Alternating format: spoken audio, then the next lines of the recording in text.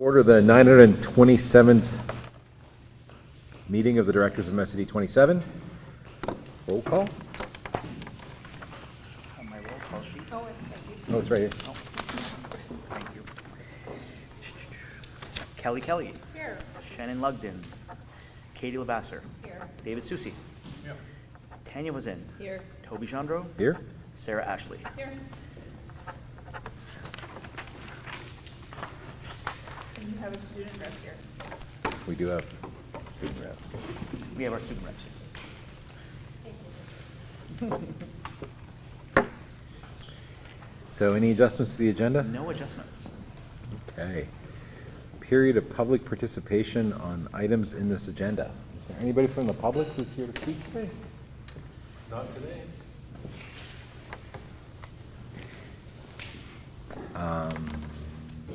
Approval of minutes. We have meeting 9/26.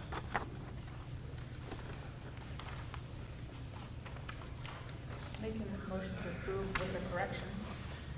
What's the correction? The student representatives were here last meeting. Oh, yeah. What did you? They were.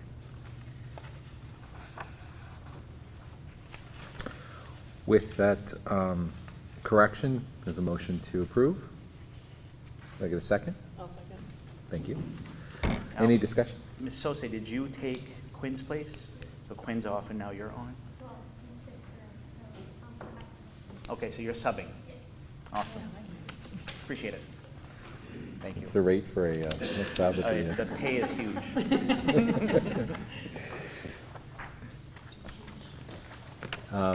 All those in favor? Passes. Now we have financial statements.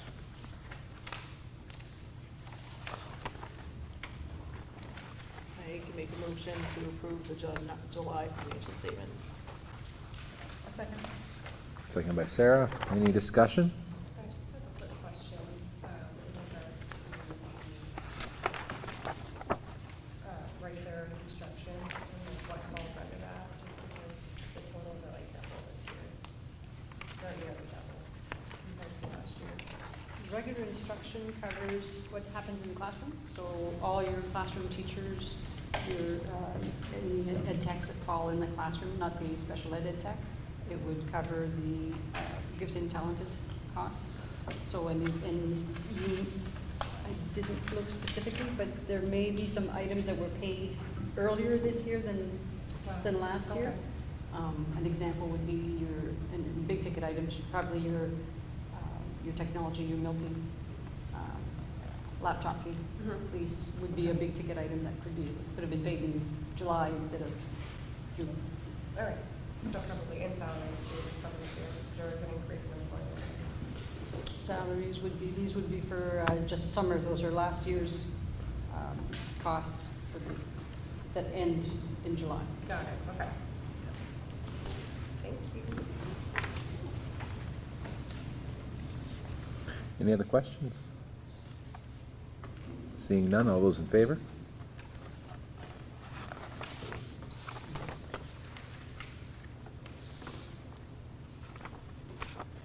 Okay, did we put these in the agenda? We didn't. I will just, before we go into the agenda, this isn't really an adjustment. This is just, we had some thank you cards from some students who received scholarships from the district, so let's hand these around for everyone to look at.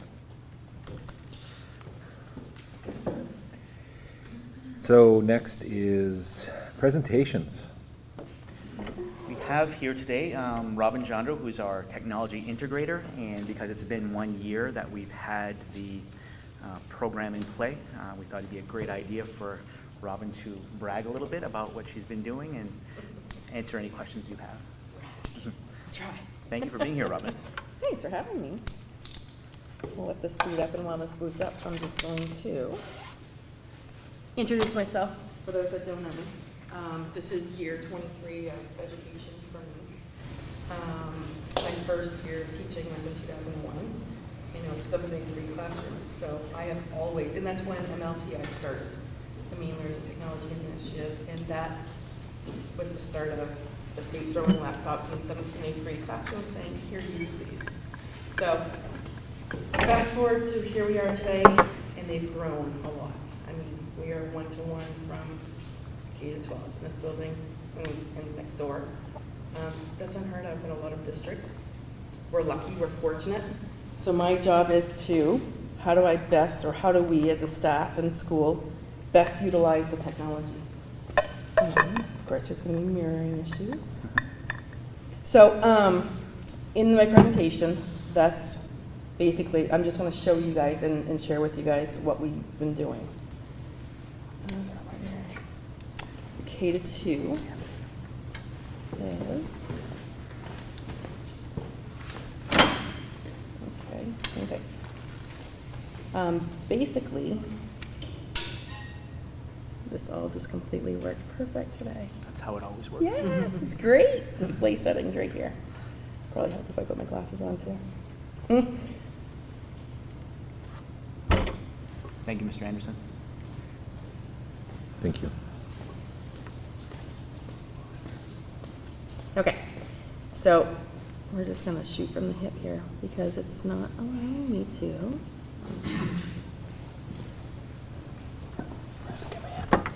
No, I did. Oh, there it is. I did. Thank you, Mr. Nadeauiii. I think he just threatened the computer. Well, no, I was actually pressing it. Thank you. As the technology integrator, here we are. Thanks, Mr. Nadeauiii. Teamwork. Okay, so last year it was kind of, not shoot from the hip, but I was starting to get rolling with it. Like asking teachers, what do you need in your classroom? What would benefit you? I asked over at the middle high school, and a lot of them said, "You just please teach the kids how to type." And I'm thinking, well, I can do a lot more than just teach them how to type, hopefully. But this year, I'm looking at as we reflected a lot. I asked teachers for their input. How can we best utilize? How can I better serve you, or what can I do to help you? This year, I get to go to a 2-day acting conference down in Augusta. I'm really looking forward to that because being a technology integrator, I'm kind of on an island in a lot of senses that I don't have a lot of collaborating besides within the teacher class, teachers in the classroom. And then a 4-part webinar series through the main school Superintendents Association, which that one is primarily focusing on AI. Now, if anybody has heard any big ticket items in technology lately, it's about AI. And AI in personal life and through social media, but also AI within schools. And how are we going to adapt to it? Because it's not going anywhere. Teachers don't want to hear anything about it, but then others are like, okay, it's here to stay. We can't feed it. How can we join it?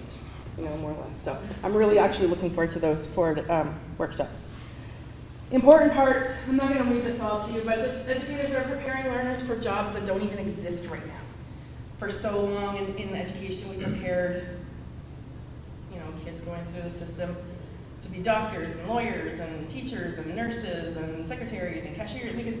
We're trying to prepare learners for jobs that don't even exist yet because technology is rolling faster than we can even grasp. Why else do we want technology in the classroom?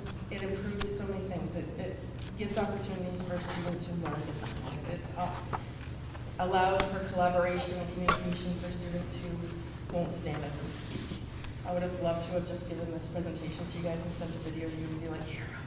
But here I am speaking. I'm not a public speaker. It boosts exposure. I mean, let's be real. We live far away from a lot of cool places that, we would love to take these kids on field trips to the Railroad Museum or a dinosaur exhibit. We live far from those kinds of things. They have virtual field trips now, and we take virtual field trips in kindergarten, 1st and 2nd grade. So it kind of exposes them to cool things that we don't necessarily have right at our fingertips. We incorporate different learning styles. It prepares the children for the workforce. My husband works in the woods. He's a logger. He has a computer system in his machine. It now calibrates the length of a log. There's computers everywhere as you go, from the grocery store to logging to teaching to everywhere. So we're just preparing our learners to be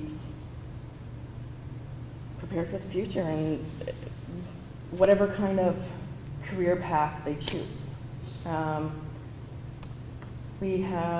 Technology has just become such an integral part of society that we'd be foolish not to have it within our education system.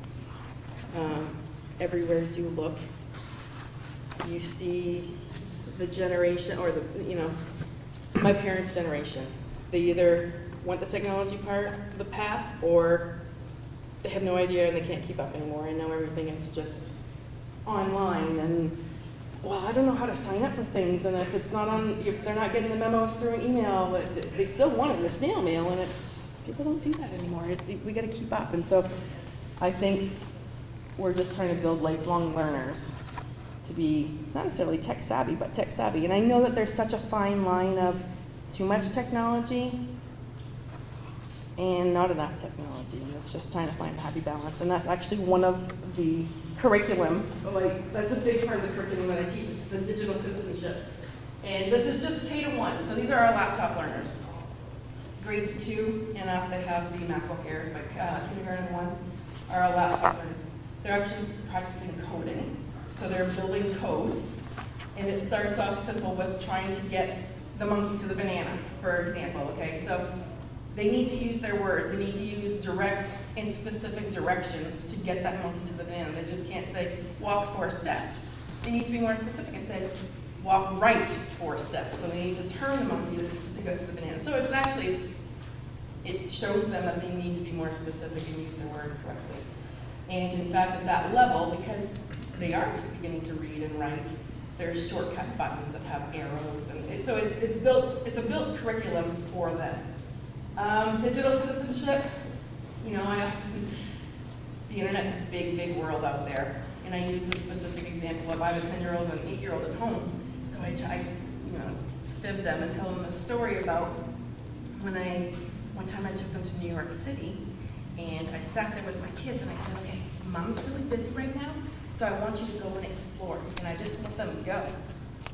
And kids looking, that's a big city. We looked at what New York City looks like and stuff, and they couldn't believe it. I just let my 10-year-old and 8-year-old go and explore and have at it. Have at it. And then I said, well, the internet's bigger than New York City. And their wheels started to spin, and they're like, oh, and I said, well, you need to be careful of where we go. We can't just go and explore and go to God knows wherever. I'm just as guilty as the next mom. Technology has babysat my kids for a few minutes while I was busy doing something else. They had the iPads, they had the tablets, but we also need to monitor it. So we go over self-monitoring, like where are safe zones, where there's stranger dangers and all this good stuff. So we talk at their levels. How to log into apps. Oh my goodness gracious. We're still learning how to spell our names. So that's a process in itself. Like they all have email accounts. Well, we don't get into the email anytime soon because we need to master how to spell our first and last name first. So that's a big thing. Researching topics. This was kind of cool because it's the scary world when you just tell a kid to Google something, because one typo, you don't know what you're getting. So this is just one that I use, Kittle. So they get to, and I show them the speech to text and all this good stuff. And so they get to do a little bit of research and go find and explore and find pictures of what they're researching. And so that's just one of the sites that we actually use. Chatterpix is actually kind of a fun app where they get to take a picture of themselves or a picture that they've drawn, and they get to make it talk by drawing them out, and it talks with their voice. So they can use that within the classroom to practice their number counting, to practice their addition, to practice their reading. There's all kinds. We have Look It is a fun game that the kids really love and enjoy. It's teaching. They're practicing their sight words, but they're doing it in a fun way. Grades 2 to 3. This is oftentimes a transition from iPads to computers. So we have a lot of screen tapping, swiping of a screen, but it's no longer an iPad, so it's a computer. So teaching them to type. Now, mind you, these kids starting this week are taking assessments. So we're starting our benchmark, our fall assessments. Second graders have never used the MacBook Airs. They never use them. They're taking a test on them tomorrow, starting tomorrow. So we're practicing just navigating those, how to do a 2-finger scroll versus a 1-finger scroll. So learning how to navigate, learning where the web browsers are, and just the technology, the vocabulary involved with the typing Google Docs, why you should not type a research paper in size 24 cursive font in yellow print, we start that young. Adding a picture to a document, the NUIA testing. So starting in grades 3 and up, we have the NUIA test. And every time before they take the assessment, they send out like a practice portal. So these kids get online because they're practicing what the tools are. If you're taking a math NUIA testing, or a test, they might have a protractor, they might have a ruler. Actually practicing to click and drag those rulers so you can actually precisely measure what they're asking you to measure. It gives us a better picture of their true assessment. We're not measuring, could this kid navigate our site and take the test? Or is this child showing us what they can and can't do yet? Typing Club, Renaissance testing, so that's our STAR testing that we take is Renaissance. Google Docs, just navigating and learning the different parts of how to properly close down tabs. I still see my anxiety goes through the roof whenever I see somebody's window open and they have about 78 tabs, and I'm like, oh no, no. Grade 4 through 6, so they have the experience, they can navigate those, they pick up fast. They like to start with the gaming part of things. This intrigues them. A lot of them are playing games outside of here, whether it's the video games. So they like to do a lot of coding. They really practice their coding. When they find out that gamers or people who build gaming programs build codes, it's basically what it is. It intrigues them. So a lot of, they go from wanting to be a policeman, fireman, to wanting to be a game, or YouTubers are a lot of, I hear a lot of YouTubers.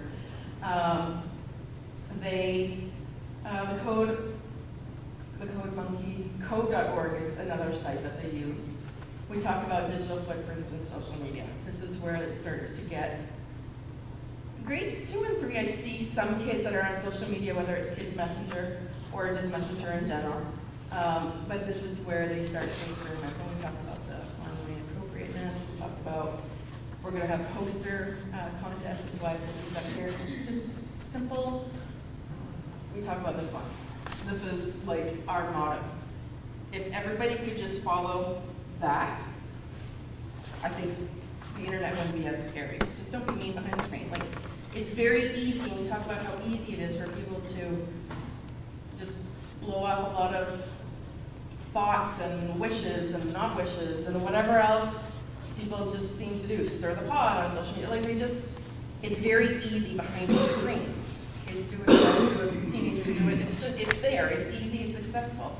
So even just having those tough conversations in class about just being careful, be mindful. If you can't look somebody in the eye and say what you're about to type, then maybe you shouldn't type it. So we keep that in mind. Google Docs, they animate slides. These kids blew me away last year when we started animating slides, and just they created kind of like mini movies.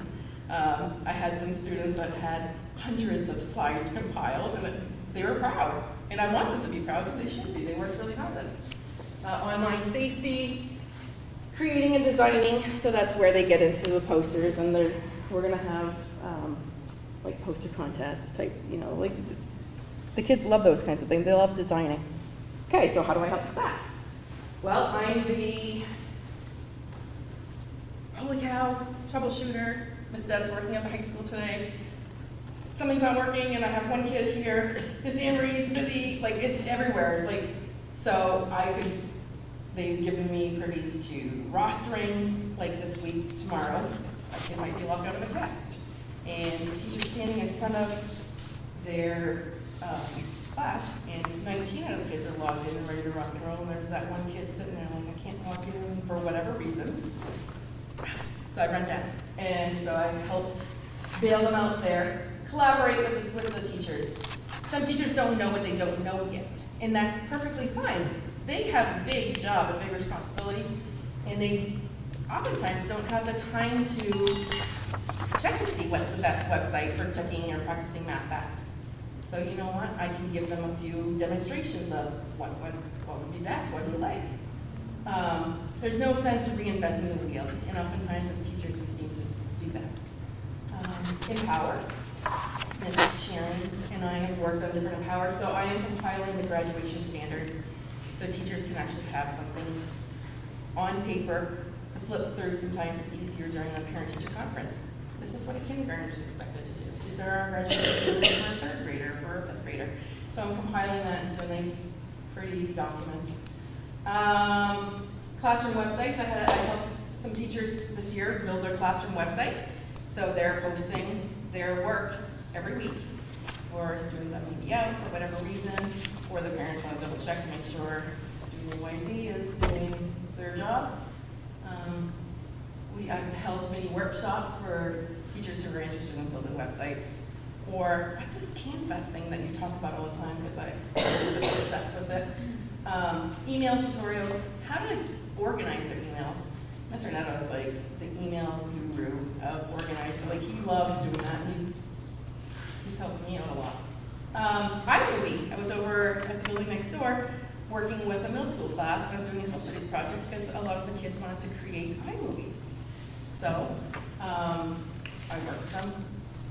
And some teachers, they just needed to, how do I do this? I download a document all the time and I can never find it. Where does it go? Simple little things like that. Yeah, AI, that's the big ticket item. I think that's going to be, when you talk about technology and you talk about technology and education, this one comes up. Parenting and technology, that comes up. Social media, that comes up. AI, it's nuts. It's a big ticket item.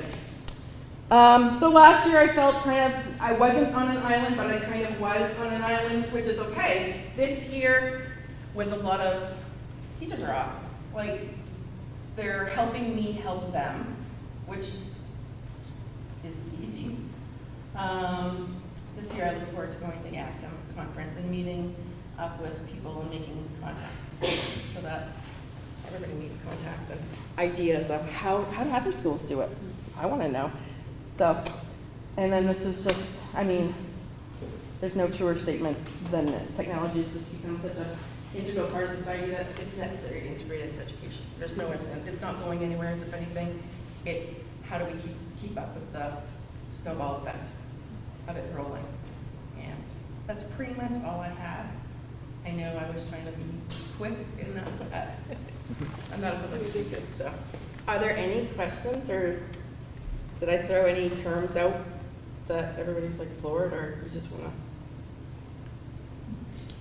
Did a really nice job, really nice slides, very informative. Thanks. Yeah. Awesome. I learned this weekend that there's an AI website, or there's a website that operates like AI, and you could, like if you have a paper to write, you just type in keywords and it writes your paper for you. Okay, so I'm going to blow your mind with something. Like ChatGPT, so that's Sure. what you're There we talking go, about. yeah, I can never remember it. There's, so ChatGPT was kind of like the first one that I ever heard of. Since then, Yeah. like everybody is jumping on the bandwagon. So this is where I love to create this, okay? So here I am, I'm a student in Katie's class now.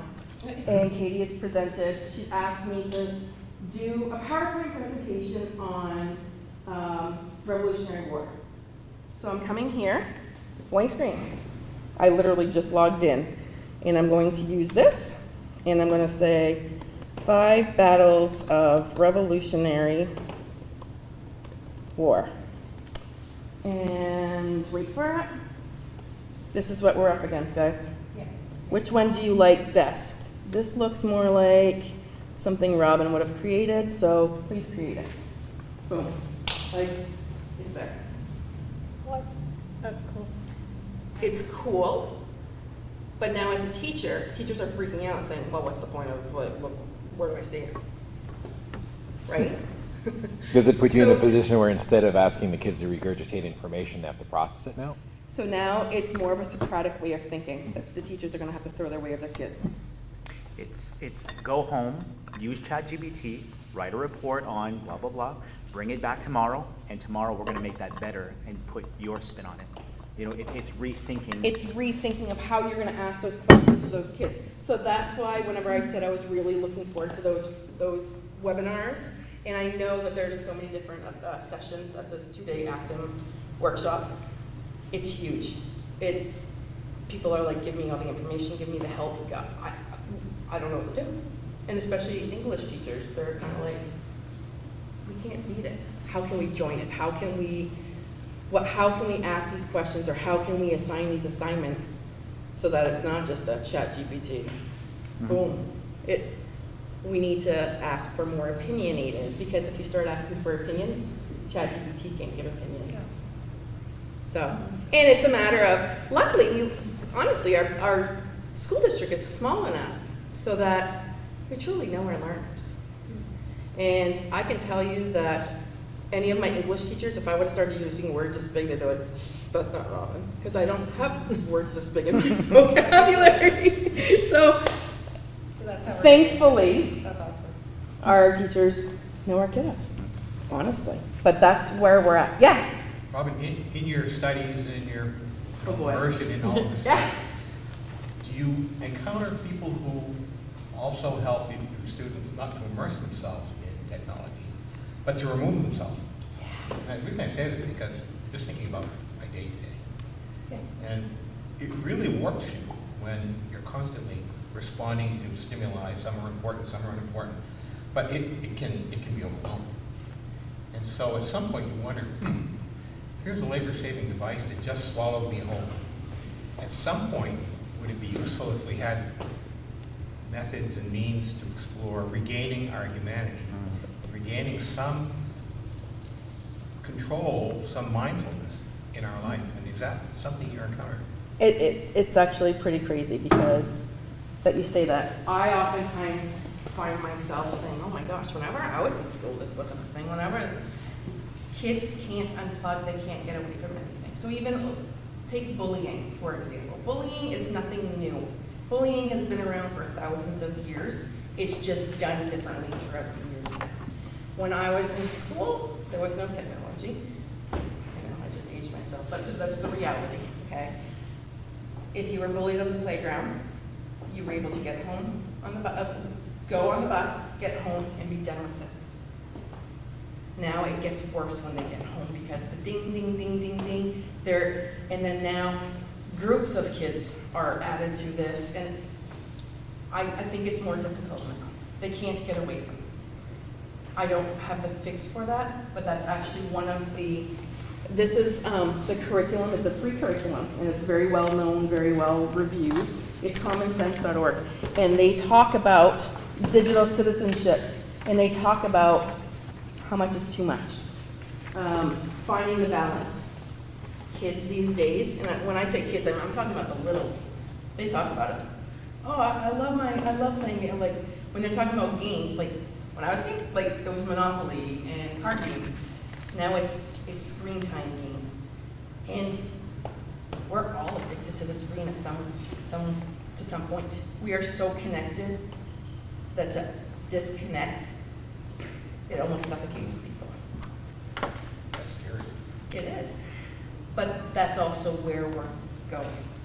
You know, we can't unplug, we can't disconnect. And I think there's finding the balance and being able to turn it off, and having those discussions and knowing when to turn it off.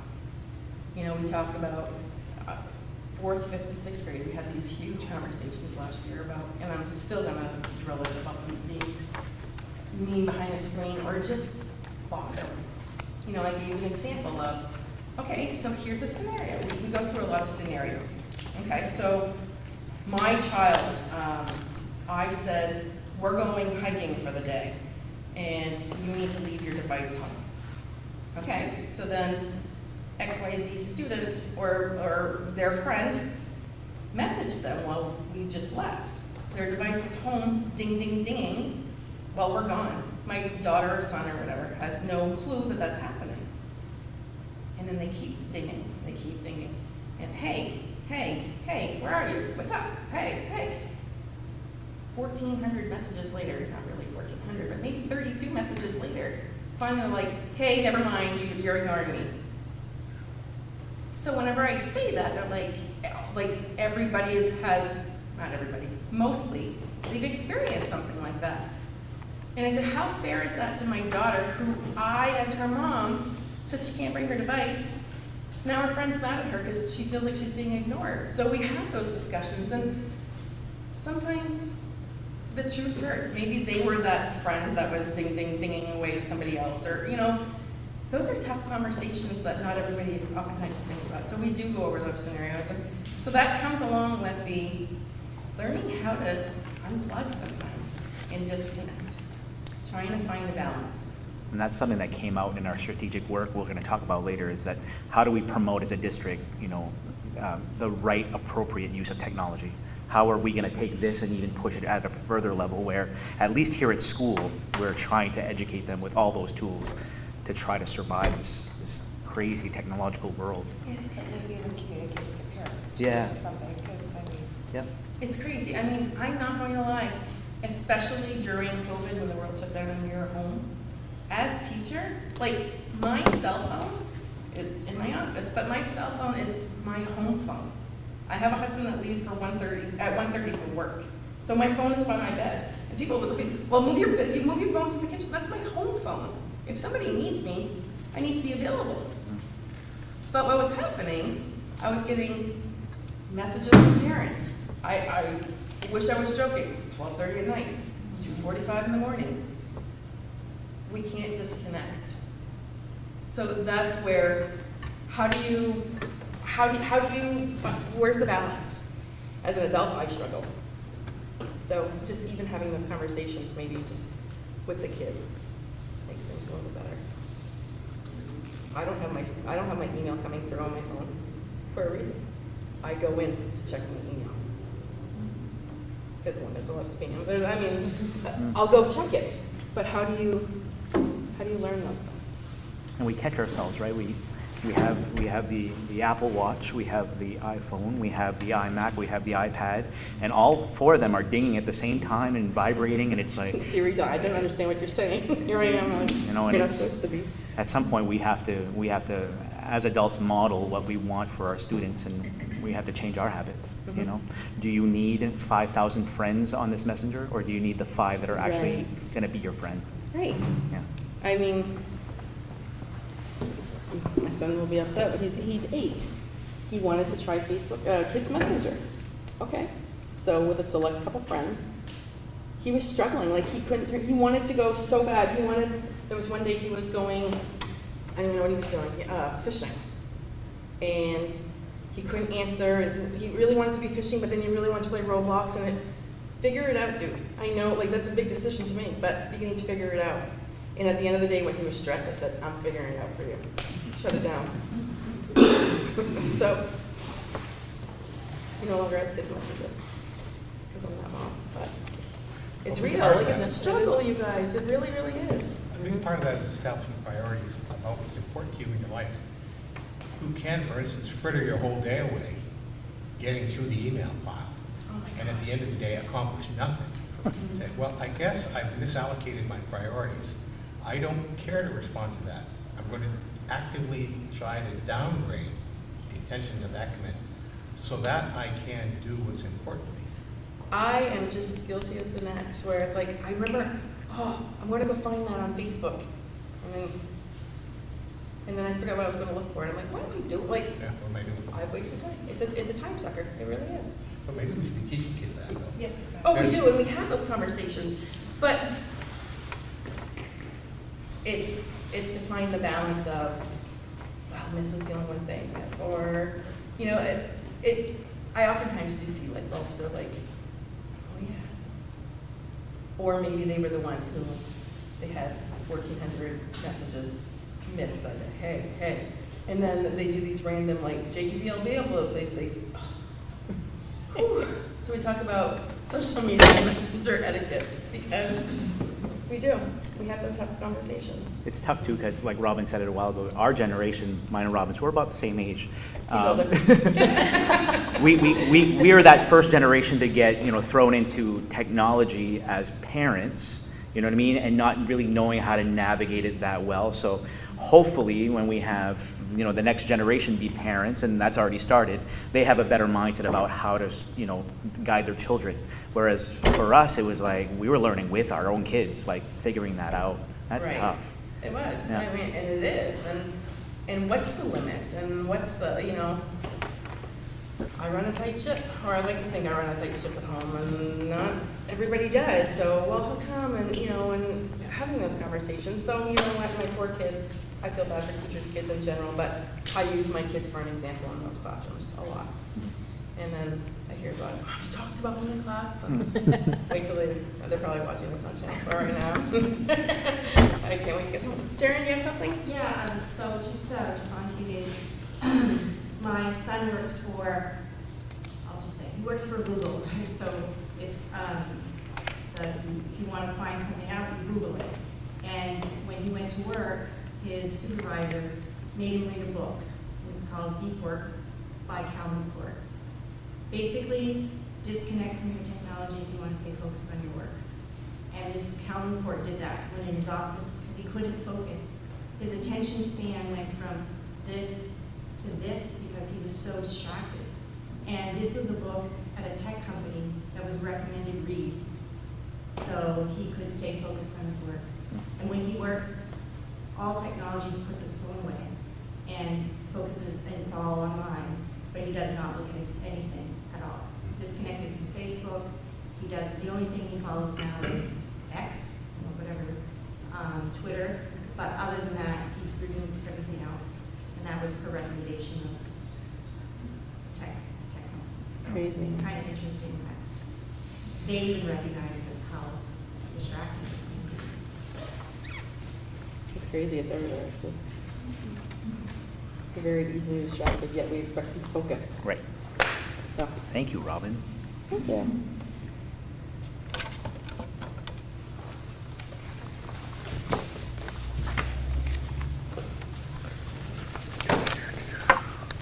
are we?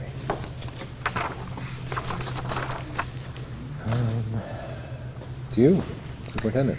I just want to update you on a couple of things that we have going on. One of them is a substitute teacher ad that we threw out on our social media pages and our websites. Just, you know, and I'll call again that we need substitutes. You can see that we're trying to be as attractive and competitive as possible. So we have, you know, levels of pay that were introduced this past year based on the teacher minimum salary, the main minimum salary adjustments. That might look like we have to adjust it again January 1st, depending on if the $15 minimum wage goes through. But free lunch, I mean, we're trying to do as much as we can. When we pushed this out last Thursday or Wednesday, we've already had, across Valley Unified, we've already had 8 more subs sign up. So I don't know if it's this, but it's something. So we're going to keep trying and keep pushing and keep trying to get folks to come help us out. So there's that. The other thing I had for you is I wanted to just update you on a couple of grants that our staff have received. The first one is a Comprehensive Health Record Pilot Award.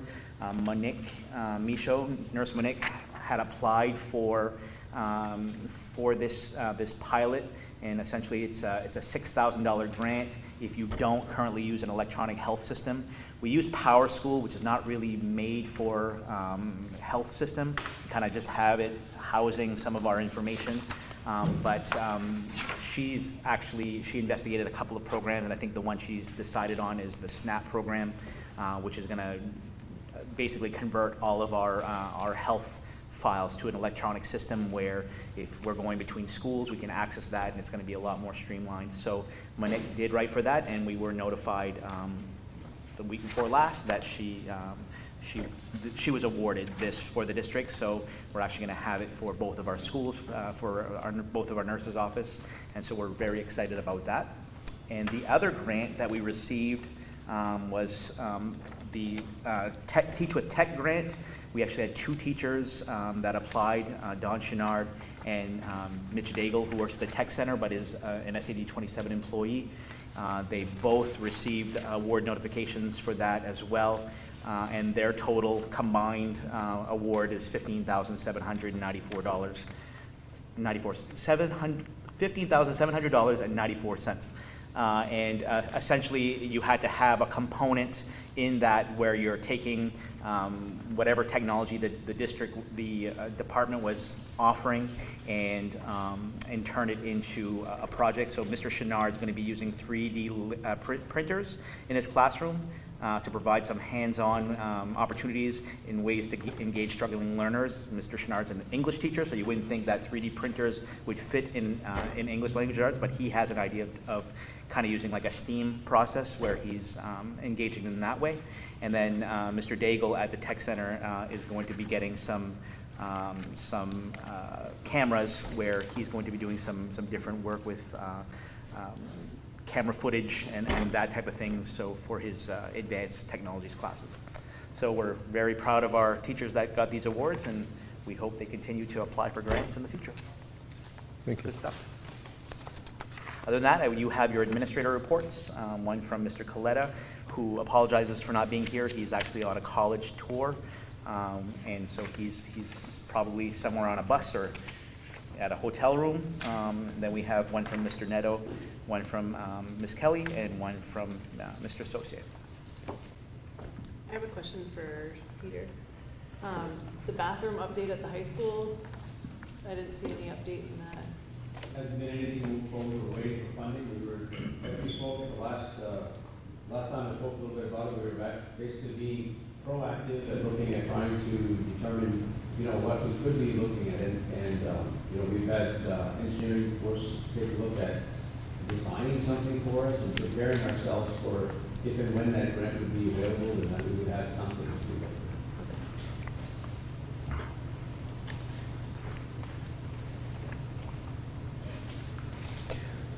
Are there any questions for any of the administrators?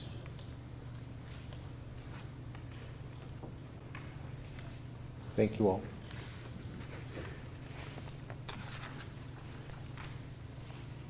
So, items of business? Yeah, for old business, we had held off on appointing our representatives to Valley Unified Board just because we didn't have everyone in attendance. We still don't have everyone in attendance, but Shannon was at the last meeting, so she was able to weigh in then. We need 2 representatives, and last we had 3, so we would need to decide on who the 2 are going to be. Anybody want to do it? I don't mind doing it. I've been there since early on, so I just need another volunteer. What do you do? Sporadically. Yeah, like 4 or 5 times a year, but mostly for the budget. During the budget season is usually when we meet. I think we have our first meeting set for October, November-ish.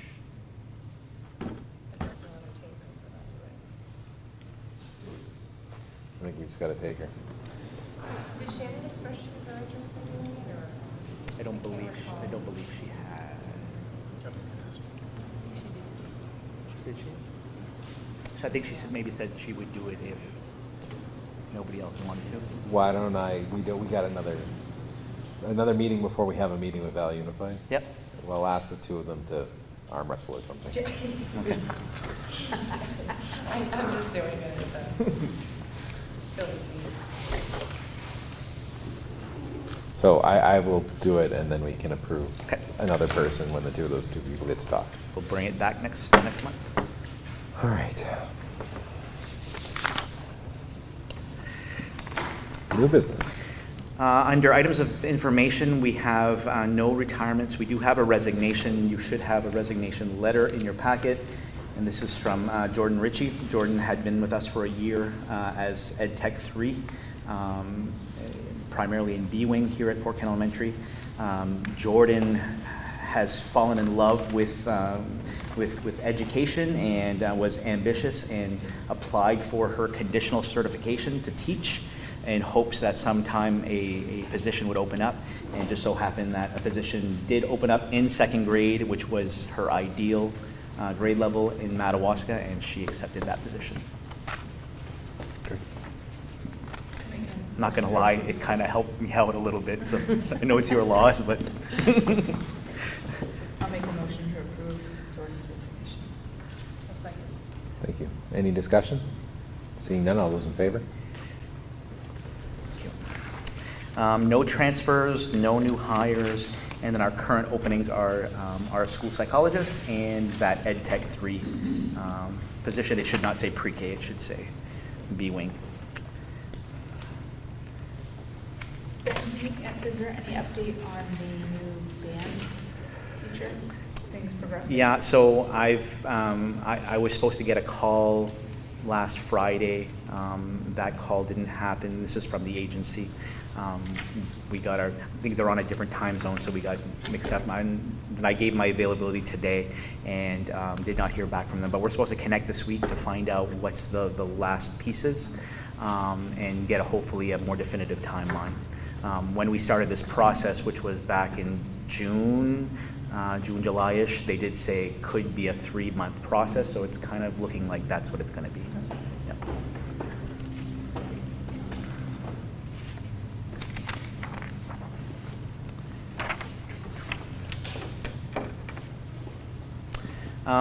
Under new business item B, we have 2 trips, GT Student Council trip and also a USA Travel Club trip. Mr. Dorman was not able to attend tonight as well because he is also on that college tour. But we do have our student reps that we're going to put to the test tonight. And are we both presenting? Yeah. Okay. Have them present and answer any questions you have about those trips.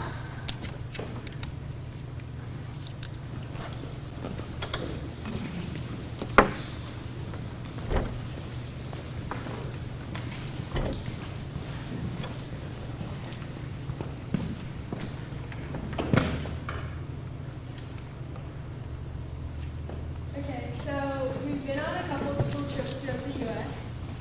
this past year. So for the GT, Gifted and Talented and Student Council trip, we went to New Orleans last October, November. These are some pictures. We went to the World War II Museum. We saw the Mardi Gras, where they built the parade floats. We went to art museums. And yeah, there's more pictures. And that's the group size. We were about 30 people. And then we're going to San Antonio in November. You'd like permission to go to San Antonio. The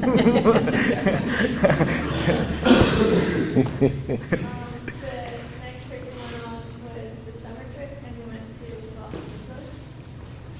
The group size was about 50 kids.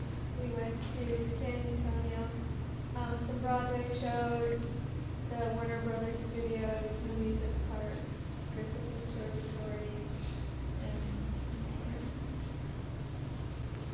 There's some pictures. Which baseball game did you go to? The Dodgers. Dodgers.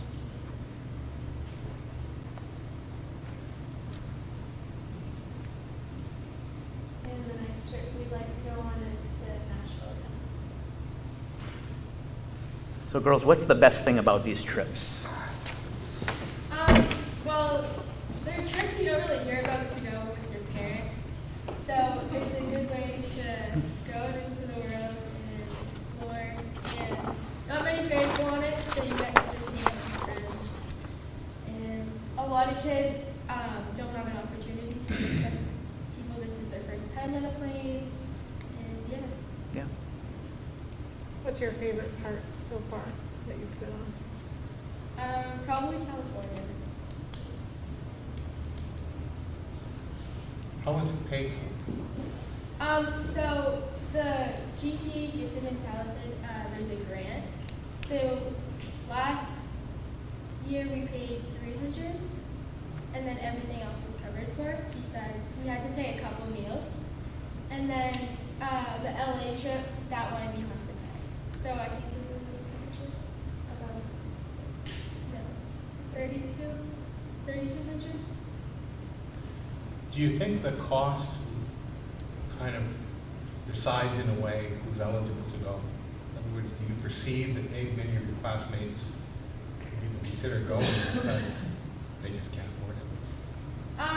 I think maybe for the summer one, it has some, but then a lot of kids, I don't know, they just, if you think about it, these trips and what if you would go with your family, it's a lot better to go as a school. You get a lot better, you see a lot more, and it's a lot cheaper. So if you think about it that way, but then it's an incentive to try to be involved in student council and get in, so that way you can go on those trips. How many days long were the trips? The student council one, I believe, was 6 days. And then the LA one was a week. I think it was like 8 days. Now. 8, yeah. In LA, it was a long trip. One thing that Mr. Dorman and I spoke about just this week was that point that you made, Dave, is are we supporting students that, you know, that price tag is just too much. So in speaking with Lucy, we're going to look at finding a way where we can create Mr. Dorman's done some informal payment plan type things, but if we can formalize that process and, you know, it's almost a year out in advance where you can set people up with payment plans where they can really digest those, you know, that cost rather than wait till the end and say, I can't go anymore because I didn't save up for it. So we're trying to make ways to really help with that. I do know that Mr. Dorman does wheel and deal and bargain. So when these kids, you know, are paying that price, they're, other than their own spending money, they're not paying for anything. No tickets, no meals, no, everything is paid for. So it's really well thought out in that regard. Fundraising opportunities that some kids can partake in, other than find a job and help pay yourself. But I guess, I know for the travel club outside of the US, they fundraise. Mr. Dorman has never brought up fundraising, but it is an idea. It's hard to compete with all the class fundraisers. So my understanding There's so many fundraisers. The student council goes on one trip, and then, I don't know, who the other ones were that you said? Yeah, so the summer one, anybody can go. Okay. And then the one in the fall is student council, so that's juniors and seniors. And then the gifted and talented freshmen. Okay. And how are gifted and talented selected, or what's the criteria? They have to be identified as a GT student, so that usually happens throughout the academic years where either they've taken an assessment and were identified because of their percentile on that assessment, or they've been nominated and they've gone through the process. I'm not GT, so I don't know what the process is, and you have to meet certain qualifiers in order to be labeled GT. And so they're the only ones that are offered the opportunity to go? That's because it's under the GT grant, so the use of GT funds can only be used for GT students. Okay. So these trips are not available to the class as a whole. It's just if you're student council or if you're a gifted talent. for that trip, yes. Yeah. The other trip is for anybody. Mr. Dorman will not allow middle schoolers to attend that summer trip unless the parent goes with them. So it's typically for 9 through 12. And he has offered it to graduates before in the past as well, recent graduates if they missed a few past trips. Do you learn a lot? Yeah.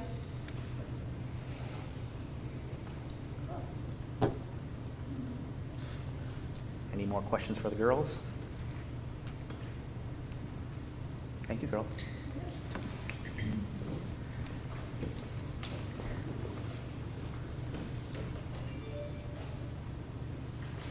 I'll make the motion to approve the GT Student Council trip 2023. I'll second.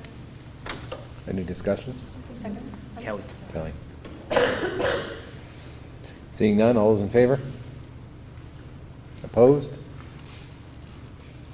One abstention. I'll make the motion to approve the USA Travel Club trip in 2024 to Asheville. I'll second that. Any discussion? Seeing none, all those in favor? Opposed? One abstention.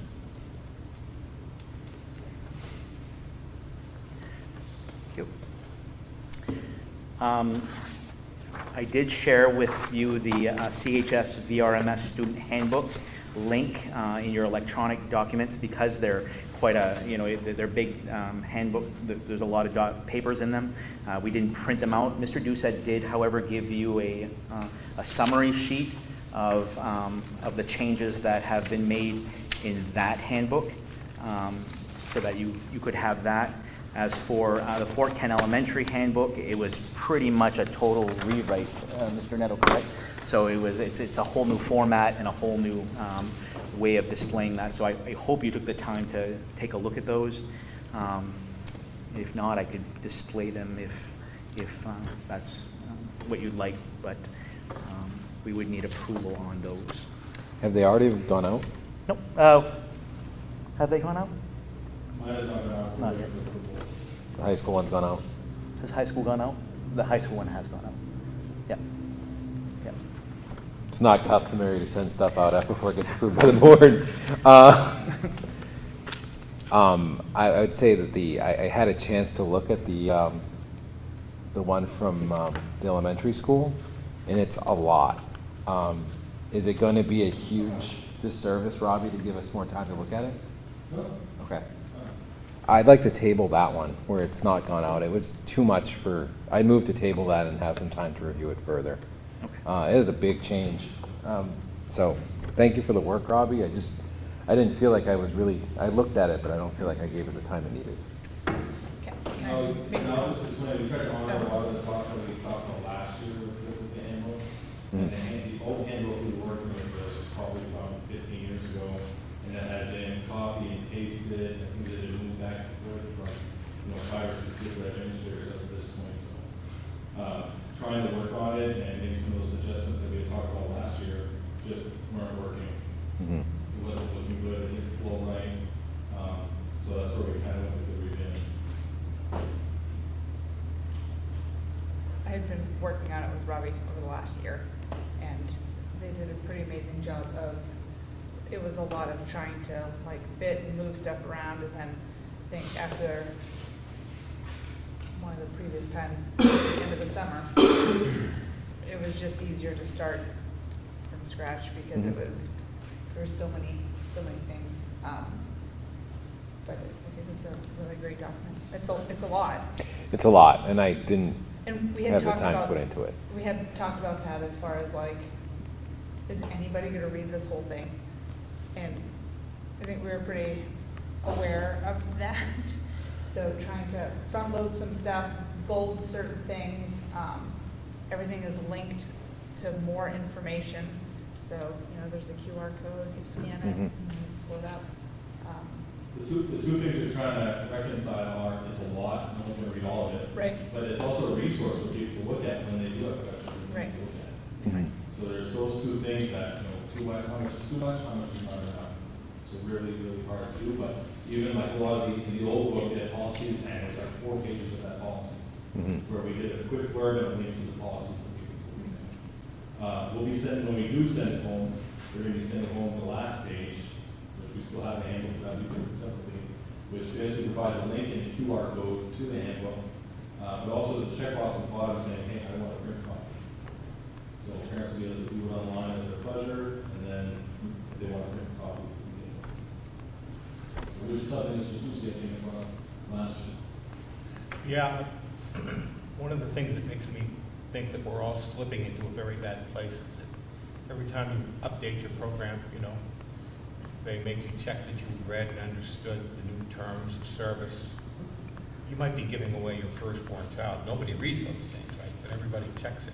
The only time it matters is when somebody has a legitimate complaint and they are crushed because they signed this legally binding document that said right and read and understood. Nobody actually reads that. So if we're a school, why don't we try to break that curve? Rather than having people sign a document that says, I read and understood something that I most certainly did not read, nor did I understand, and that everybody knows I didn't read, and didn't understand, why don't we just give them the book and say, when push comes to shove, guys, this is it. But let's not ask them to compromise their integrity by signing off at the end of it, agreeing that they understood all of this stuff. And then when it comes to the book itself, and I'm talking, you know, from the perspective of 42 years as a lawyer. One of the things about making rules, making regulations, is that it gets you away from a culture of doing right. Our parents, my parents, your parents are my age, grew up in a culture where they didn't have extensive rule books. There was no school handbook in 1965 or 1973. But there was a culture, and there was an expectation that was created. And it was enforced in a variety of ways that weren't necessarily written down. And there were lots of problems with that, or ultimately with that, because we all went through that system. But there were a lot of good things about it, too. Now, to avoid having to make difficult judgments, yes to this, no to this, with the consequences of maybe having made poor judgment, or maybe having made the right judgment, but the other side is a better lawyer than you, or something like that. People write everything down. They have elaborate codes. And so instead of relying on the instincts, wait, this is just not right. We rely on the code. But when you look to the code, you look to exceptions. We had an incident that happened here with the discharge of a firearm. And we ended up doing an interesting analysis, and I think a good analysis, of what was a firearm. But the issue wasn't the definition of a firearm. The issue was certain student conduct. What made the difference is, well, if it was a firearm, it had this rule-based necessary consequence. And if it wasn't, well, it gave you more options. So we get trapped by our own rules. This is happening more and more.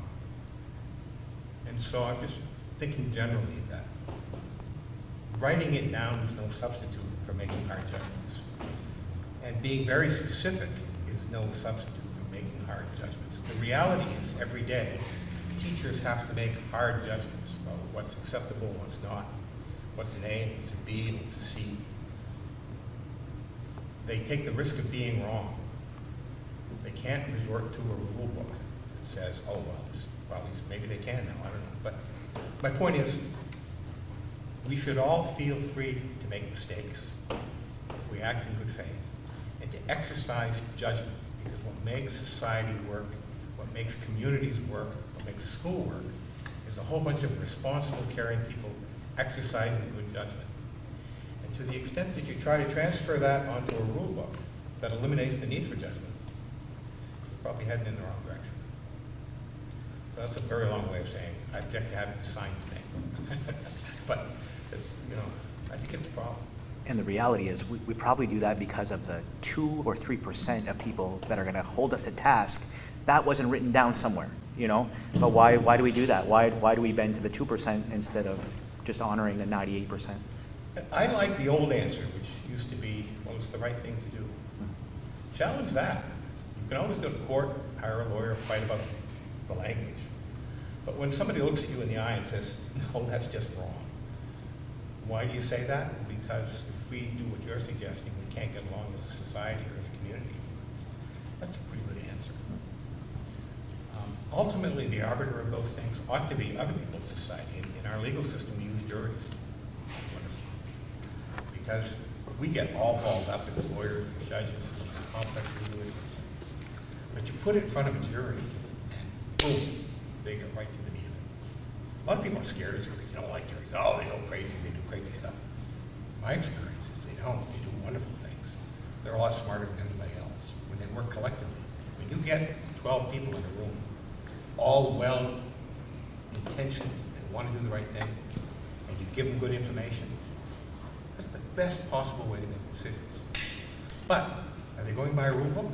No, they're not. They're actually going by their gut, their common sense, their life experience, and what they're informed by the judge and the lawyer. What's that got to do with the handbook? Well, the handbook is just an elaborate set of rules, right? But it's no substitute for the culture of doing right and exercising judgment. All right. off the soapbox. But you know what that reminds me of? If you scroll up 2 pages, that reminds me of the compact that we have of the student agreement, the parent agreement, and teacher agreement saying, this is, you know, I will do the right thing in the classroom and in these different situations. So, And it's all written down right here. well, but, I mean, sometimes it's good to have a starting point, Oh, yeah. as opposed to just saying, you know, you do what you think is right, Right, what you think is obviously. right, and what Yeah. you think is right, it might be different things, but as far as, I get what you're saying, because I am very much the same way. I won't sign something if I don't intend to follow it, I'm not gonna sign it.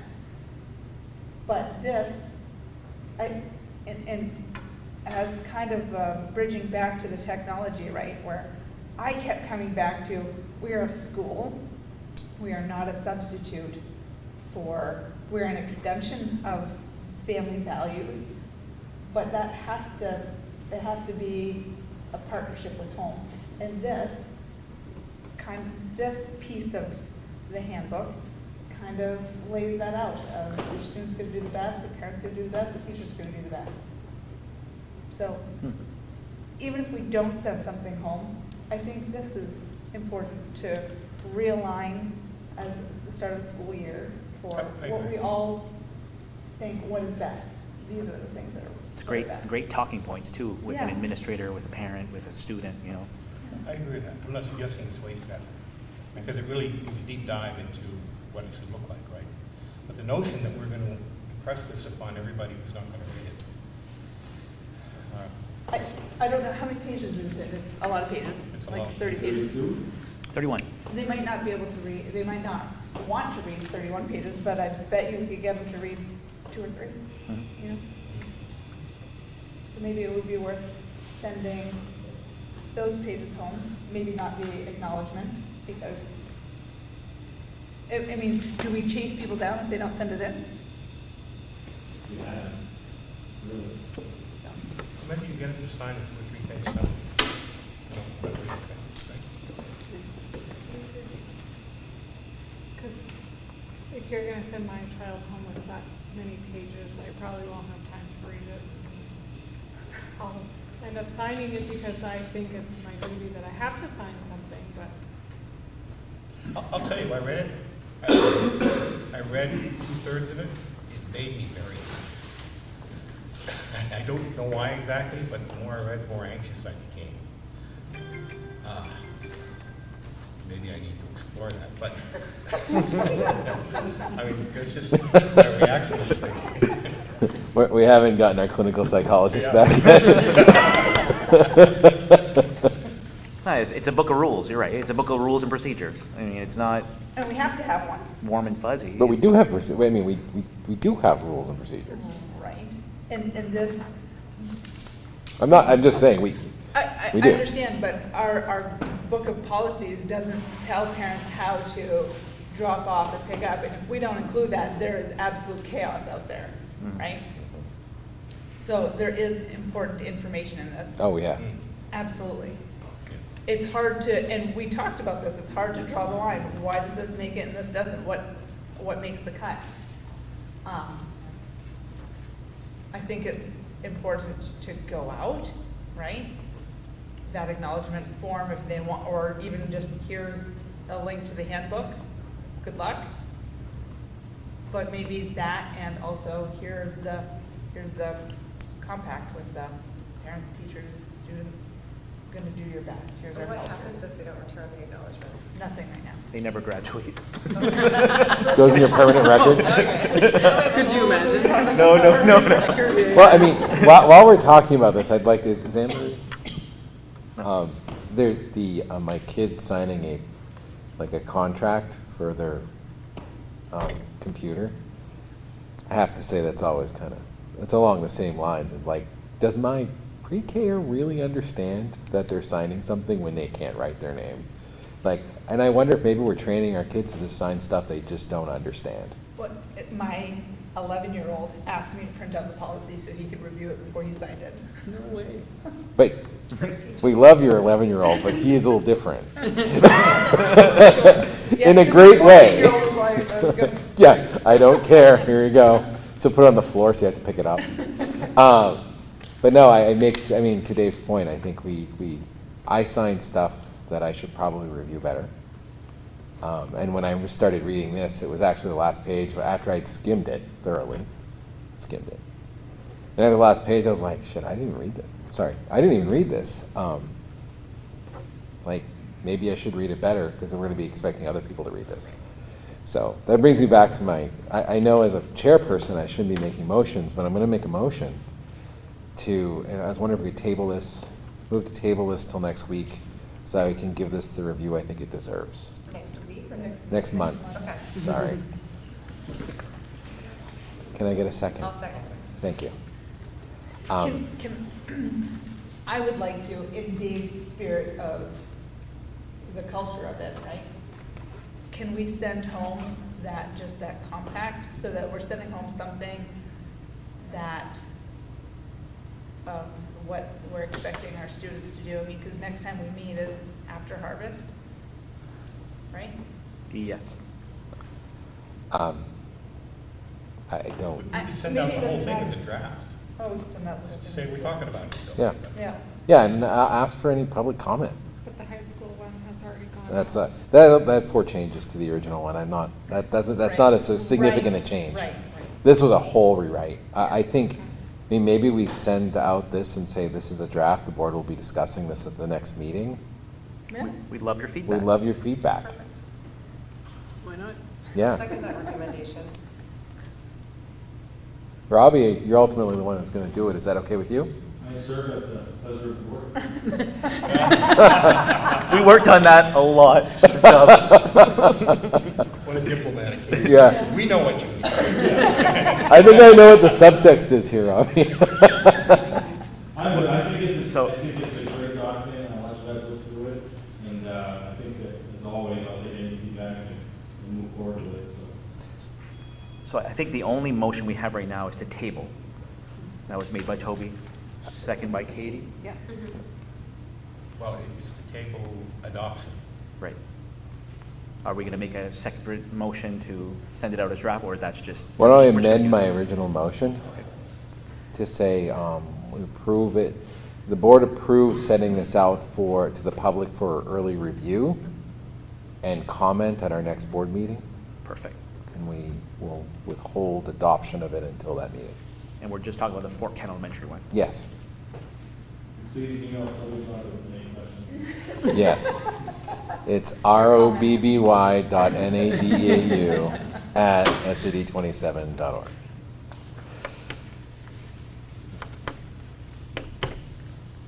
So it's second, It the has. motion? It passed. Okay. Oh, and now we're going to vote on it. All's in favor? We need clarification on, sorry. Lucy, ask a question, Lucy. I don't know what I'm writing down. So the motion has been to approve sending a draft of the handbook to families, and the board will review later. And, well, I think yeah, that's fine. And anybody listening at home, if you review it and have any questions, it'll be publicly available to anyone who doesn't have children as well. Yep. I would say to the public, if they want to add comments or whatever, they can come to our next meeting and make any suggestions or share their thoughts if they wish.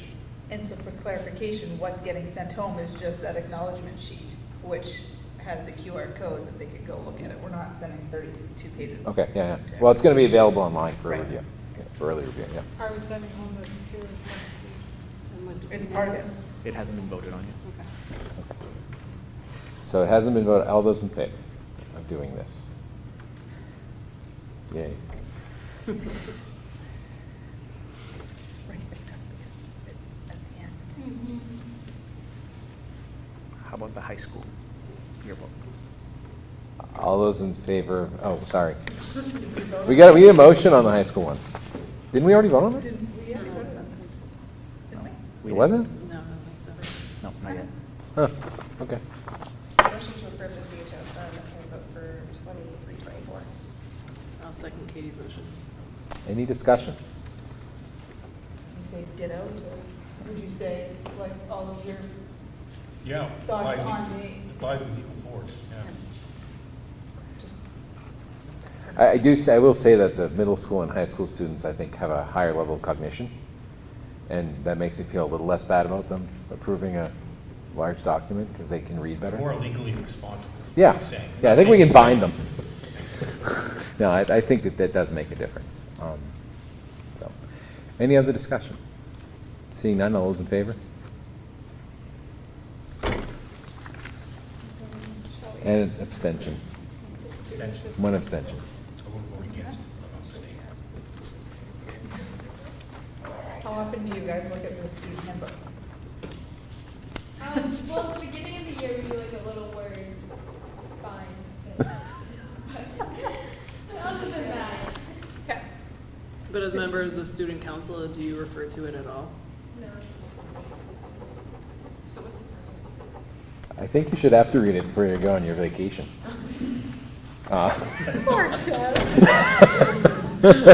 It's sometimes you're challenged as an administrator of why we do things the way that we do, and it's good to be able to point to something without having to dig out a policy manual And where is it made available on parents typically? on the school's website.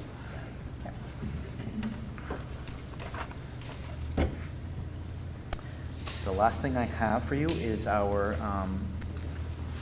2023-28 district strategic plan. As I mentioned in our notes, this includes a new mission statement, a new vision statement, and we decided as a final committee to stick to 4 strategic priorities with a 5-year plan. We don't want to make it unachievable, and so we stuck with 4 strategic priorities. This represents the help that we received from 53 students spanning from grades 4 to 12, 52 school staff, which included administrators, teachers, ed techs, secretaries, administrative assistants, and also 48 parents and community members at large. We tried to make those groups as close to the same size as possible, and I believe we've achieved that pretty well. So, of course, this was done in a very different way. We had those listening sessions; those were recorded sessions.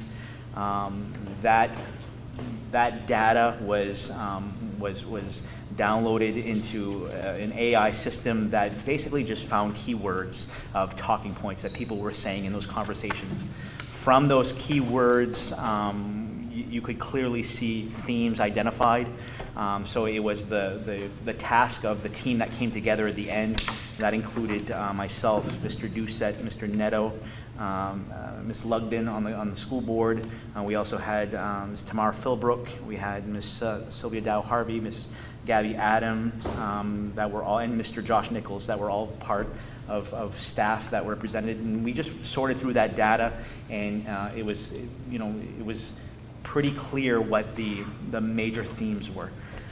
So as you go into the plan, I start with a letter, just thanking you and thanking the communities for your help in this process. I did put a page that does explain what I just summarized about the Maine 2050 initiative and how this was part of that in having these conversations. And then if you move to page 5, that's where the new work begins. Our vision statement and mission statement, of course, vision is where we're going, mission is who we are. Our new vision statement that we came up with, our vision is to cultivate a community where collaboration thrives and empowers learners to be life-ready, equipped with social intelligence, emotional awareness, and resilience through diverse learning opportunities for personal and collective growth. One of the things that was probably the loudest and the clearest in this work was life ready. We want these students to be ready when they leave us. And that takes the form of so many different things, but we definitely want, we want to be able to apply things in school that will make them successful adults. Our mission statement, we are driven by the core values of respect, responsibility, honesty, and engaged and invested learning. At the foundation, we believe effective communication, meaningful relationships, and trust are elevated through strong partnerships with our community. We are dedicated to providing diverse opportunities that empower each and every one of us to learn, grow, and reach our full potential. Our facilitator, Jennifer, the one that we worked with on this, she's done this with many groups, many schools. She says, without a doubt, SAD 27's core values are something that she's never seen before at the level that it is. And that's from the littles that she spoke with all the way to the parents. Everyone knows the core values. It's obvious that they're celebrated. It's obvious that they're honored from everything that we do. And so she did commend us for that. So we wanted to start that mission statement with a statement about our core values. Any questions on those before we go on? Do you concur? Do you?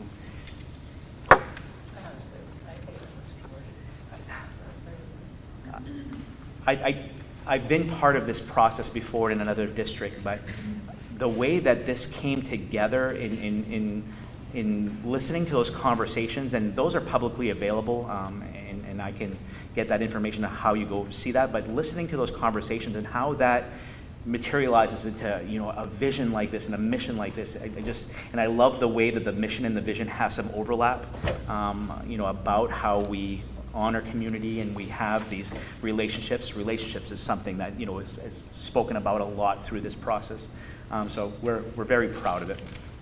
Going into the strategic priorities, your strategic priority 1 is enhancing learning opportunities, and that's a big thing. And so when we were talking about how to do that, we knew that we wanted to do it across the board. So it's very easy to point to, you know, we need more pathways to graduation. Well, that's, you know, that's one thing, and it's very specific when you're in grades 9 through 12, but we need to get these kids life ready, and how do we enhance the learning opportunities to get them there. So the objectives that came out of there, A was increased student involvement in community-based learning.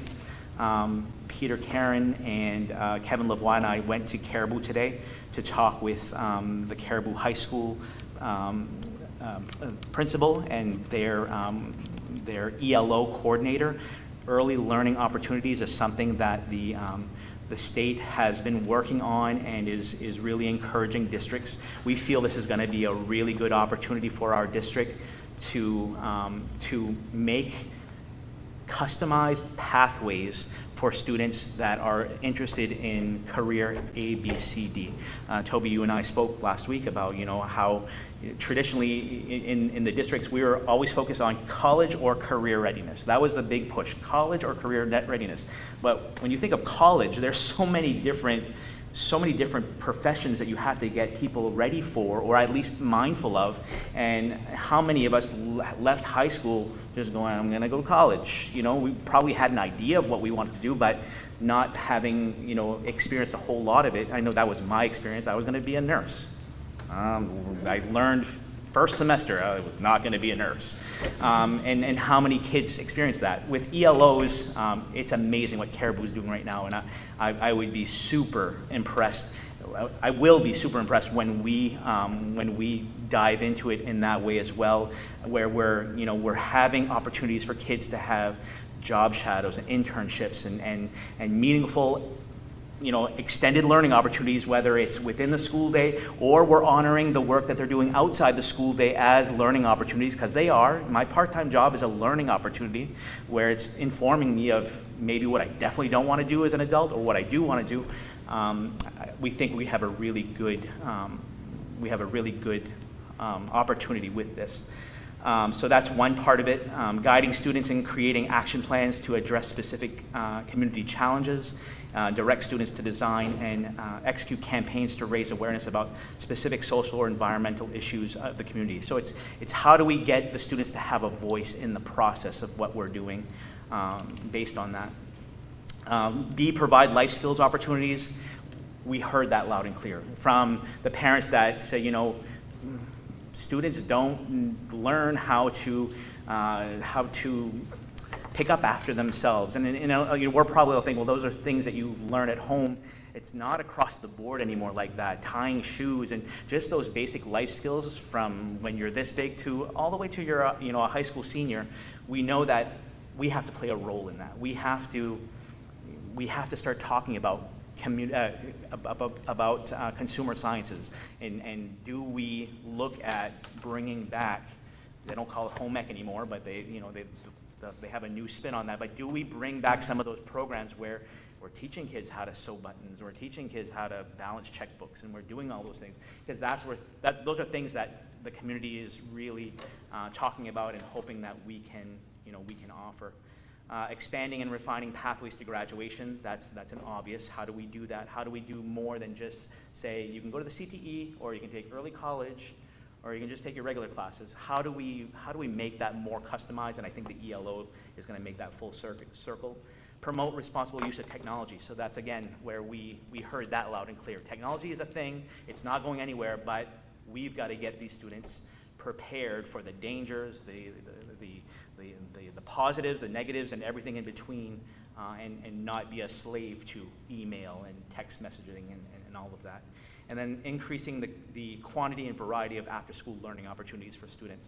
So that's from here right to the other building. How can we enhance and make it more attractive for students to stay at school and extend their day? So that's what we're looking at for strategic priority 1. For priority 2, prioritizing relationships. And I'm just going to summarize. I'm not going to go through every point, but strengthening relationships among learners, school, and community.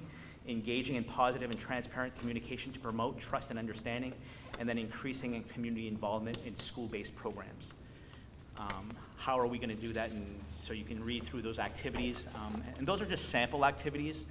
We'll probably dive into more than that, but we definitely want to at least scratch the surface with those. Strategic priority 3, safety, health, and wellness. So it's that whole child education where we know that, you know, yes, you're coming here to learn math, reading, writing, but there's so much more about educating that whole child. Fort Kent Elementary's already done a great job, you know, with their PBIS foundational work last year.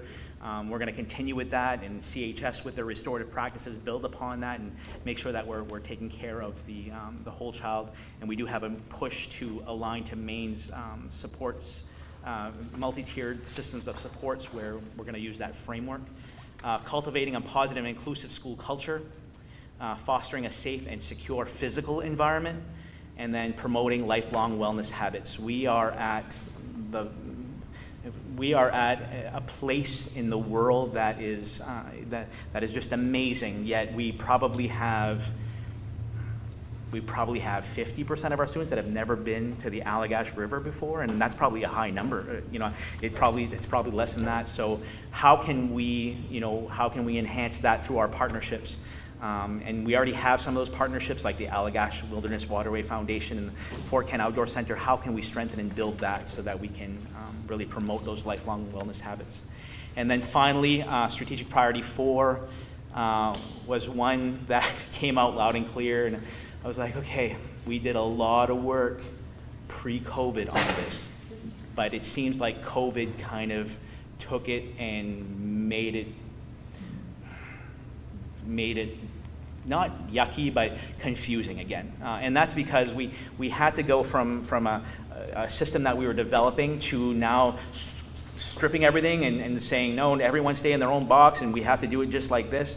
And that's what COVID did with a lot of things. But we know that the work that we've been doing over the past 7 years with PBE is not lost work. And it was reflective of the group that if we're truly going to make kids life ready, we should understand that it's important that we stick with this PBE system, because that's what life is. Either you're ready to do something or you're not, and if you're not, you're going to work on those skills until you're ready, while at the same time honoring the fact that we do have early college kids that are not going to be on a PBE system. So how do we tailor that to make that work for those kids?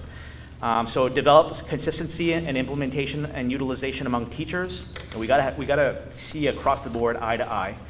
Set clear learning and scoring practices within the system. Students and parents and guardians will understand PBE better. We need to educate better. And there's a variety of ways we can do that. And then we need to strengthen and honor our habits of work because that's the foundation that all of that sits on. So this is the results. We did want to honor our core values and our profile of a graduate, so we did that on the back cover. A lot of these documents you get sometimes, and they're like the handbook, they're 30, 40 pages, because you're acknowledging this group and acknowledging these people. We said, let's keep it simple, let's keep it to the point, and let's try to make it achievable. One thing that I would like to speak with you as a board as we move forward into this plan is creating a timeline of how we get this done. Because this is great and it's really nice, but if it goes on the shelf because we get busy with our day-to-day and we don't have clear goals and objectives on how we're going to do this, it's never going to get done. And we have 5 years to get it done.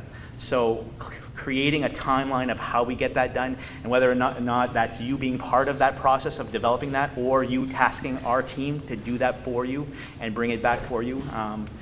I'll say like Mr. Neto, we're here to serve the board, at the pleasure of the board, so we'll do whatever you wish, but I think that's got to be an important part of making sure that, that this is alive and it's moving forward.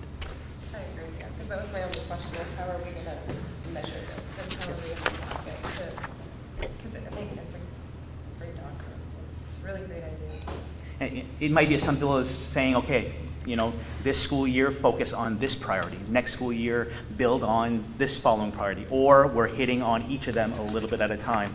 And that's for us to decide as a group. I find some points though kind of like mix. They do. So it's kind of hard to be like black and white saying like let's just work on one and then there's a lot of overlap. There is, yeah. And some of it's, it's aspirational, which is, I know, the point of a strategic plan, not particularly clear on what the end is. Right. So, it feels like the first step is probably going to be what are the outcomes we're looking for, and then how we're going to measure them, whether we're successful. What are the thoughts on the steps there? Once this, let's say this is approved, how do we set actual objective goals? Because this doesn't have objective goals. This has kind of aspirations for general movement in a direction, but it doesn't say like we're going to have this implemented. And part of the reason that didn't fall in here is because some of those things are going to be financially motivating or not motivating. So I think that the best way to do that is in the form of a timeline where we're saying, okay, between this point in time and this point in time, we're working on this objective with these goals, and then you set that with the outcome, with the desired outcome of this. We didn't want to build a timeline for you and then ask for your permission to say, is this good? We wanted your feedback on, how you envision that, because I can't come to you and say, we need to hire a consumer science teacher, next school year. Well, I can ask it, but, if it's not part of how we grow and develop this plan, I think it's just, we're just trying to check boxes off that are really not going to make a difference. Mm. No, I agree, but I guess my question is from this point on, how does it coalesce? Like, where does it come together? Like, where do things become real? Like, you're going to bring, is it going to be individual thing we bring before the board at each meeting is going to be how it ties into this? Or is there going to be a step back and say, this is a strategic plan, what does this look like in 5 years? What does the success look like for us? And then the board takes a look at that, what success is, and we see what we need to do to get to that point. Or do we do it meeting by meeting, drip by drip? Like, well, this fits with the strategic plan, this doesn't fit with the strategic plan. I honestly, my initial thought, and my school principals have already, they already knew what was coming, so a lot of your school-wide goals this year are in response to this. Mm-hmm. I think that's going to be a vehicle that really drives this, because they're the people, the teachers and the administrators are the people, boots on the ground, who are going to get it done for us. Mm-hmm. So really tapping into those school-wide goals as a way to drive this, I think is going to be the best part. As far as reporting out to the board, and I don't think we need to be discussing this every meeting. No, but no. But I do think, regular updates on, hey, this is what we've done in this quarter, and it's hit here, here, here, and here, and, this is what we need from the board to approve in order to get it to the next step. And that might be, some financial asks, it might be some, policy changes, it might be that type of stuff. If that makes sense. Mr. Neto and Mr. Doucette, you were part of this process. Do you have anything to add? I'll go. So as we're kind of forming the strategic plan, we're looking at how do we work with the community, how do we get kids to learn and work with the community, and we're looking at kind of like what do we already do. So, our first grade last year went nursing home visits. We had some members of nursing home come here and visit us. Our third grade team does the flowers at the different places around town. So there's already bits and pieces that we kind of do and get into the community. I think the question is, how do we do that on a grade level basis where kind of everybody has their own role to play? Not everybody can visit the nursing home. Not everybody can do the flowers. So everybody has a distinct piece. Little things like where Saucier used to take a student council in town, and they would chalk up all around town different things about kindness and anti-bullying type messages. So I think there's a lot of ways that we can get our kids into town and really showing kind of our community what problem. I don't think that's rocket science. Like we can do that. Right. But that's an articulable. That's an articulable goal, right? That's a thing that you can say, we did it or we didn't do it. And I think that's the piece that always worries me with strategic plans is unless you're doing something, we're just wasting our time. Right. And in order to know whether or not the strategic plan is successful, we need to set goals and then meet them. It's insufficient to just backfill and say, everything we did met our goals, yay. That's not helpful, and I think that's my only, anytime we get one of these, I feel like we need to take a minute to talk about, it's not enough to talk about it, we need to actually do things. Yeah. And maybe that's the directive from the board is, okay, so here, strengthening relationships among learners, school, and community. What are some specific goals you're going to set in order to show us that you're either meeting those or you're not within this framework of ideas that we have? Yeah, I think that would be helpful. Yeah. To see that we're actually doing something. Yeah. Steve? I was talking about the importance of culture and the importance of speaking clearly and succinctly, and this document stands in contrast to as it needs to, I think, in contrast to the policy manual, where it does those things. It's very high-minded. It speaks to culture and values, relationships, community involvement. It actually has the core values thing of being respectful, responsible, honest, and engaged and invested at the very end. But it's not that long a document. And everything in it seems to relate to those kinds of values. Community connection, personal dignity, stuff like that, which is great. And it looks good too. But I think there's an elephant in, here it comes. There's an elephant in that we're missing. This is all based on a foundation that the students who come through K to 12 are proficient in reading and mathematics and science. And we're not meeting basic minimum standards for proficiency in any of those three categories, in my opinion. Honest people can differ about this. U.S. News Report just released with their college rankings. They're the outfit that ranks colleges, Princeton is at the top or whatever. But they also rank high schools and middle schools and elementary schools. They ranked ours. And I won't go into those rankings. You can find them if you want, but they're not pretty, right? And I don't say this to denigrate the hardworking and committed teachers in this school, who I know are doing great work.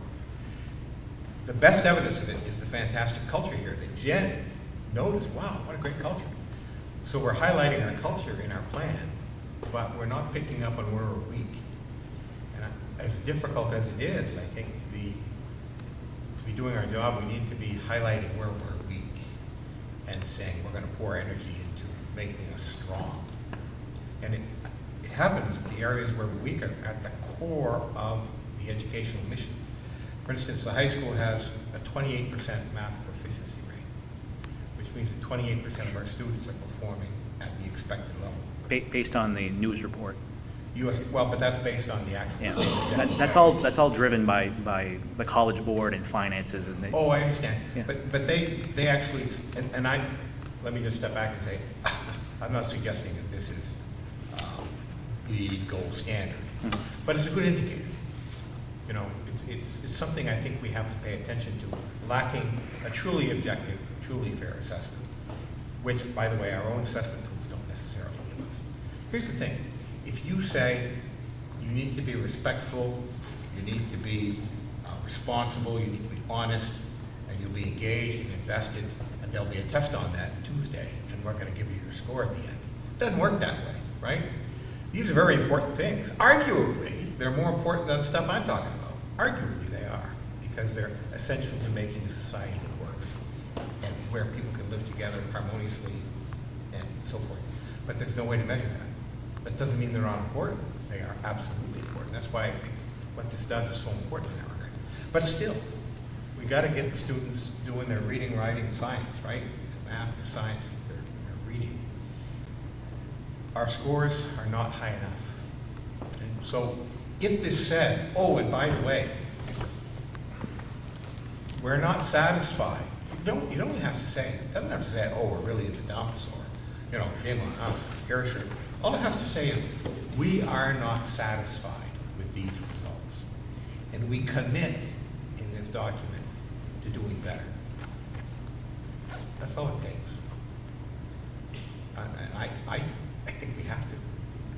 And I don't know what we're doing if we're not, because everything else is built on that core. So as we send people out into the world to be lifelong learners, we don't give them the basics they need to continue learning and to qualify for doing jobs we don't, as Robin said, we don't even know what they're going to be. We don't give them the fundamentals. They will not be lifelong learners. They will be lifelong wage slaves. Don't kid yourself, there are people who would like to see that, all right? But that shouldn't be us people. We want our students to go out and be happy and to make their way in the world. But to do that, one of the components is basic proficiency in the basic things that the students are supposed to learn in school and that we're supposed to be teaching. So that's the only comment I have about this. It's a very nice document. I think a very well thought out document that highlights what we do best, but unfortunately fails to mention where we most need improvement.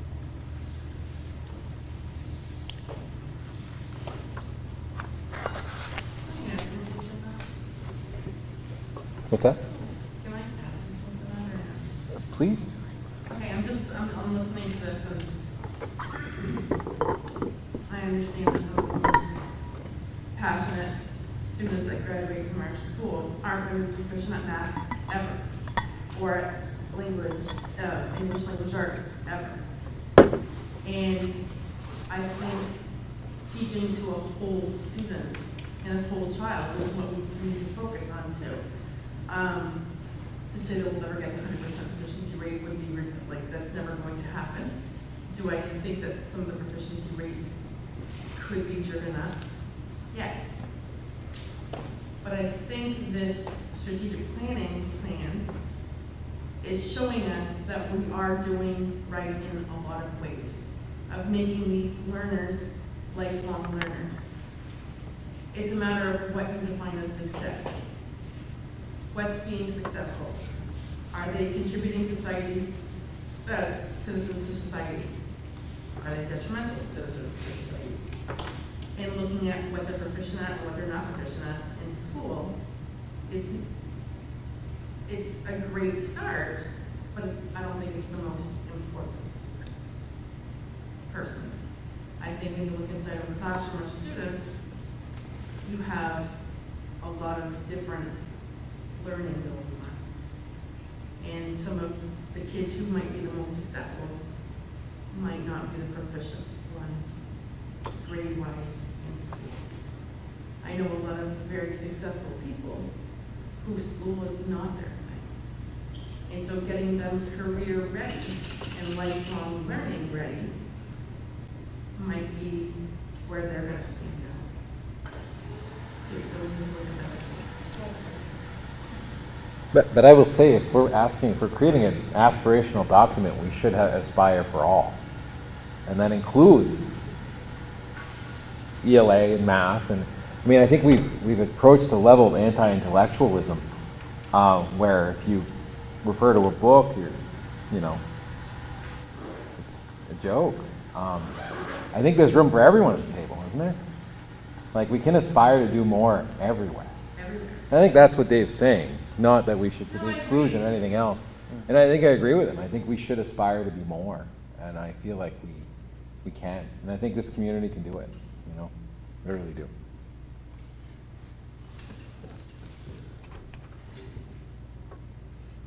People think we're dumb up here. You ever have that feeling? Every day. You have it. What's that? Every day.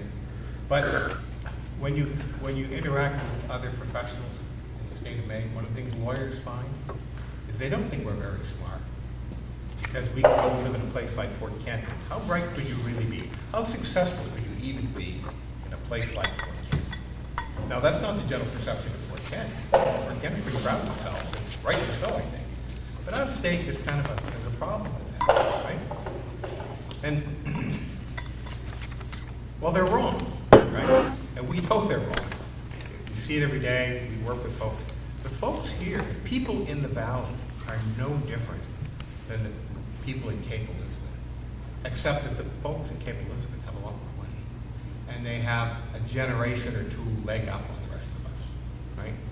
They have wealth and they have advantages that go with wealth. And that gives them an advantage.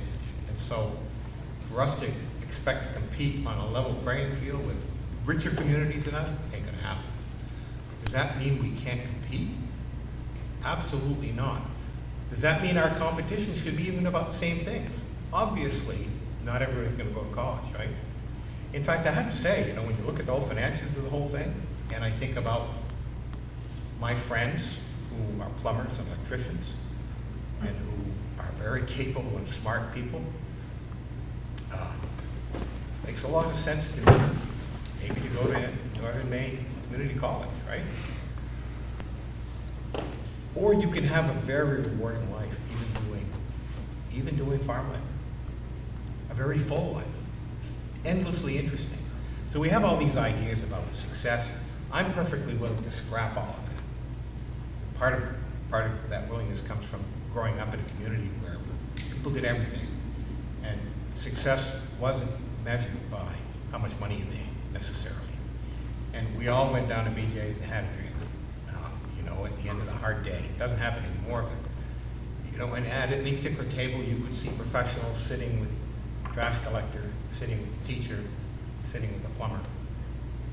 Because we all came up through the school system together. We know each other, we respect each other. We understand that the most important marker of success is not how much money you make. It's the kind of life you make for yourself in your community.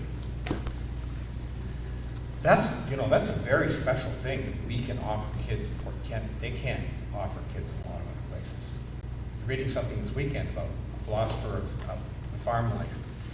He was saying, he talked to an Amish guy. He says, I don't get kids today. He says, they're all talking about finding themselves. I gotta find myself. They have tremendous pressure to find themselves.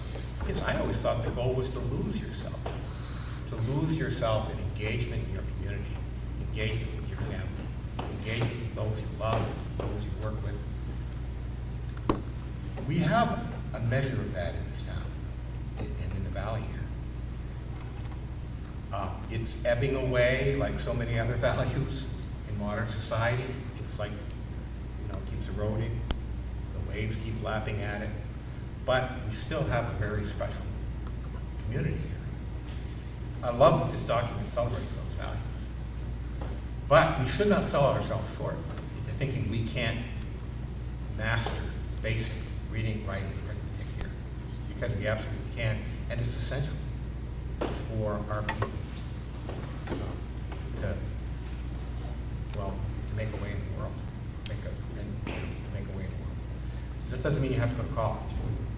It doesn't mean you have to be a professional by any means. But it does mean that you have to know how to read a tape rule. So you can tell the guy who you're cutting for up on the scaffolding that 1/16 of an inch that you need to cut off. You know, you have to understand that basic stuff, and that's what you learn in school. It's not optional. I would wage that every single teacher in this district is striving for that. I believe One thing that Cape Elizabeth will never see, and Yarmouth will never see, is an economic disadvantage number over 2, 3, 4%, where ours are 20, 21, 22%. And so when we have so many children coming here with their basic needs not being met, and we're trying to teach them how to just be proficient readers and writers and mathematicians, they're thinking about supper, where's it coming from, and they're thinking about other God knows things. And I think that's a reality when we take a look across the state at affluent communities and non-affluent communities and who are at the top of that list of performing schools. The superintendent of Yarmouth will tell you, I better be at the top of that list. I better be, because there's no excuses. And Can you imagine if he wasn't? Right? I believe Yarmouth was number 3 on that list this year, and he had outrage from community members. Really? Why aren't we number 1? And so that's their reality. In defense of the high school, I want to say too that, I mean, we're doing the best we can. Like you said, the teachers are doing the best they can. We have interventionists for mathematics. We have interventionists for English. We have that at the middle school level. We have it at the high school level. And just like you wouldn't measure success with money, I would measure success with how well someone can do a test with little bubbles filling in the answers. I think those ratings are flawed. I think we have one of the best schools in Maine as far as well-rounded kids. They might not all be going to a 4-year college, but a lot of them are owning homes by the time a kid gets out of a 4-year college with a degree in philosophy that's not going to be used for anything. Easy. So that was a dig. That was a dig. He knows. So, you know, in the grand scheme of I don't things- send paperwork before it's been approved, though. That was one of my favorite classes in college, but still. You know, in the grand scheme of things, we have very well-rounded kids. We have some of the best athletes in the state. We've got kids that are graduating with an associate's degree from UMFK by the time they graduate. We've got a lot to offer, and I could drum up some statistics for you for the next meeting, but it's not as dire as it may seem when you look at the paper. And I too, my heart sank, and it sinks every year when I look at the ratings of all the schools, and you see, you know, all these schools, you know, even Nadeauiii rated so high. But I can guarantee if you ask anyone that visits all of these valley schools, which one seems to be the most robust and happy and having a culture, like you were saying, of you know, kids that have good core values and are enjoying their educational experience as a whole, Fort Kent will topple. So I just feel that needs to be said as well. So, but should we strive for better and more and higher Always. scores? Absolutely. We but can always don't improve. think for a moment that we're not, you know, or that we're ignoring that once, you know, at all. We're doing the best we can for sure. We'll never stop trying. I think the strategic plan that's detailed and provided to us echoes the community comments that I've been hearing over and over and over and over again, and it's valid. You know, the kids need to learn how to balance a checkbook, and it's just not happening. Parents are not teaching them just the basic life skills. They're not getting that at home, and I think that we should at least offer that. So I think the only thing it's missing is a timeline. Yep. And way to measure it, and what our end goal is going to be. Yep. And otherwise, I think it's great. Can I add on to like what Katie was saying with just regular everyday life? Is that something that we can implement in like a daily schedule? Like for me, I have 2 little ones in school now, and one day is library, one day is music, one day is release. You know, can we add in where there's something like that, like folding blankets, you know? Like home ec or something. Correct. Like, can we add that in a one day where they have to do something like that, instead of just, oh, well, if whoever wants to do it can, but not everyone's going to send people to release, or, you know. There's different electives. Yeah, well, I envision that we can easily create a K-12 matrix of just basic skills. So in pre-K, you know, can we sprinkle in some classroom lessons about how to tie your shoe? I don't know. I'm just throwing that one out there, okay? And then, you know, and you have a couple of things. It's not diverting your whole curriculum. Now I can't teach math and I can't teach reading. No, can you embed in your math lessons these basic life skill things that every kid should need? And then in kindergarten, we build upon that. And then first grade, second grade. I think by the time we get to middle and high school, though, we need to have some hard conversations about some not only electives, but some required courses that every kid should have, so that we can say, we taught them that. You know, whether or not they learned it or became proficient about it, we had the opportunity to teach them that, and I think that's the way we have to approach it. Do we still have like that life skills? I recall like people of my age saying that was being offered here. That's different. Yeah, we have a special education life skills program. It's only for special education students. So like, I mean, not elective, No. life skills. It's completely. You know what I mean? Right. Like, I don't know, it's just Yeah. life skills. You know, having that as an elective, like, that's what I would like to see. Mhm. I'd like to see home ec brought back, where people can make more than toast. Mhm. You know what I mean? Like, they can cook something, or sew something, or whatever, if that's what they choose to do. Yep. I don't know, is that the goal? Well, that's part of the conversations, because you know as well as I do, if you bring something in, what's going to be removed in order to fit that new thing. So we're going to have to prioritize how we think about this. So that's why I think if we can use the people that we have to deliver some of that, and not come ask this board to, can we hire 2 more people at the elementary school who are going to deliver life skills, and then 2 more at the high school? Well, we don't need to bring in new people to do that when we have people who can do that. We just have to think as a staff, and we'll work with our leadership team on that, is how do we do that in a way that, you know, is possible. We all have life skills that we can teach our kids, and we're doing it every day, but how do we do that with, you know, with concrete standards, goals? They have standards that exist for consumer sciences. We can tap into those and develop, you know, something where we're teaching these kids these skills. Yeah, I think like back when I was in high school, like a week of our accounting class or whatever, maybe it was like a month. You know, we focused strictly on bank statements, checking books, and, you know, just that one thing. So we were just even curtailing the curriculum a little bit to include those little pieces. But I was also very, very, very, very sad to see that the welding opportunity was taken away from our students. Welding? Yeah. We have. They didn't have an instructor? No, we have welding. It was electrical. Oh, electrical, yes. I'm sorry. And Kevin Lavoie right now is working with Northern Maine Community College to find a solution. So we're working hard on that. Yeah. So that was really, Yep. that would be sad. Yes, absolutely. To see we can. Yep. Do you think it would be helpful to put together a list of those things we, as a board, think that our students should, for the most part, be able to do by the time they graduate? The more information, the better. Like, you know, key, I think to some of what Dave's saying, you know, like we'd like to aspire to have proficiency at X rate. Yep.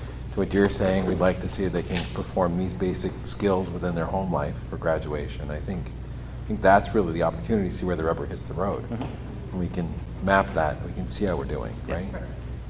I think that's all that this plan was missing, was that. It's just, Yep. So I don't know what kind of motion to propose, but I would propose it.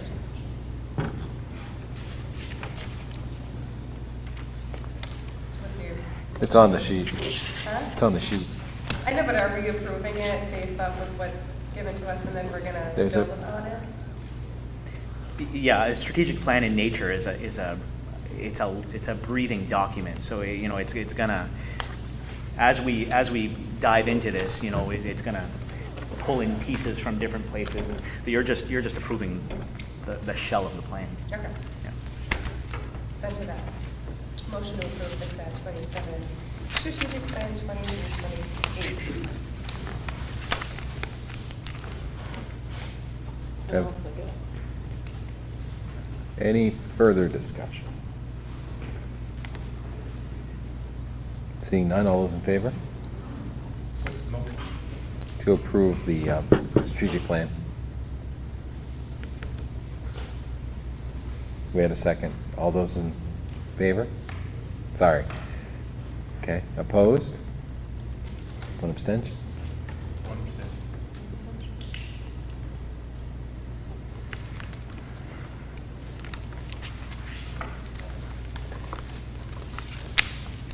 Did have a school tour, informal, and just, encouraging you to walk down the hallways and just take a peek at some of the things.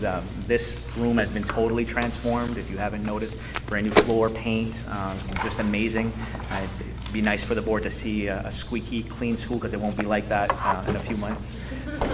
Doesn't take long, yeah? Doesn't take long. Doesn't that be adjourned? Get a motion to adjourn? So moved. Sarah, second? I'll second. Thank you.